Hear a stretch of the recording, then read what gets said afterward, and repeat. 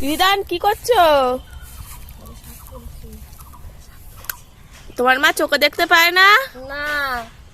ও না। তাই তুমি টর্চ লাইট ধরেছো? হ্যাঁ।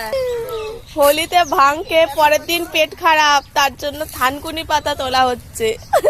হেগে হেগে ক্লান্ত দিদি। পেটটার মধ্যে কেমন করছে দিদি? যাচ্ছি দিদি, পাচ্ছি না। কবার গেলেন? সে যাচ্ছি আর আসছি, যাচ্ছি আর আসছি, যাচ্ছি আর আসছি। স্বাস্থ্য তুলতে পেয়ে যায়নি তো? যাচ্ছে। কন্ট্রোল দিদি কন্ট্রোল, এখানে হেগে ফেলবেন না। কি হলো? আরে কি হলো? দাঁড়ান দিদি, একটু দাঁড়ান, আমি আপনাকে কিছু বল। আরে দাঁড়ান একটু, একটু কথা শুনে। দাঁড়ান দাঁড়ান দাঁড়ান, আরে দাঁড়ান। দিদি আর পারছে না, পড়ে না যায়। দিদি দিদি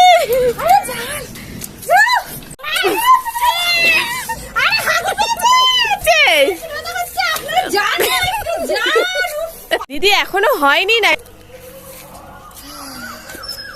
কি শান্তি, পায়খানা করে কি শান্তি।